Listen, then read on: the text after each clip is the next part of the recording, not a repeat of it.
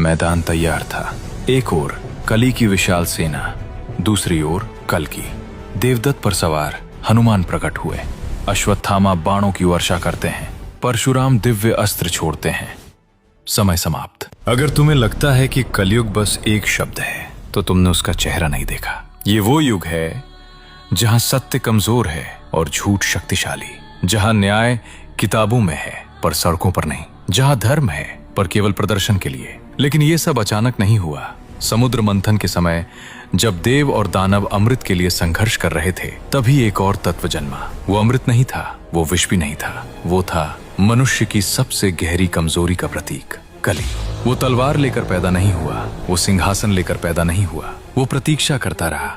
जब द्वापर समाप्त हुआ और श्री कृष्ण पृथ्वी से चले गए, तभी उसे समय मिला, तभी कलयुग प्रारंभ हुआ। धीरे धीरे राजाओं ने धर्म छोड़ दिया, गुरुओं ने सत्य छोड़ दिया, मनुष्य ने लज्जा छोड़ दी। कली युद्ध नहीं करता, वो मन में प्रवेश करता है, लोभ बनकर, ईर्ष्या बनकर, अहंकार बनकर, और फिर वो मनुष्य को स्वयं अपने विरुद्ध खड़ा कर देता है। सदियां बीती, धरती भारी हो गई, अत्याचार सामान्य हो गया। उसके पास सेना थी, भ्रष्ट योद्धा, लाल ध्वज, काले कवच, भय का साम्राज्य। लेकिन हर युग की सीमा होती है। जब अधर्म सीमा पार करता है, वहीं से अंत शुरू होता है। संभल ग्राम, एक साधारण घर, विष्णु यश, माता सुमति। एक रात आकाश असामान्य रूप से शांत था और उसी रात जन्म हुआ एक बालक का।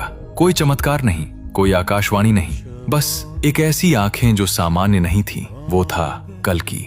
वो साधारण बालक की तरह बड़ा हुआ, पर अन्याय देखकर वो मौन नहीं रहता था। समय आया, उसे हिमालय की पुकार सुनाई दी। वो घर छोड़ गया। बर्फ से ढकी चोटी पर एक वृद्ध योद्धा प्रतीक्षा कर रहा था, परशुराम। चेहरे पर आयु, पर शरीर में अब भी अग्नि।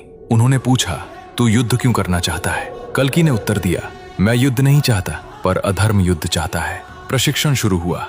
तलवार की धार पर संतुलन, अस्त्रों का ज्ञान, ध्यान, संयम। क्रोध से लड़ा गया युद्ध अधर्म जैसा ही होता है। वर्ष बीते, कल्कि अब योद्धा था। एक दिन श्वेत अश्व प्रकट हुआ, देवदत्त। संकेत स्पष्ट था, समय समाप्त।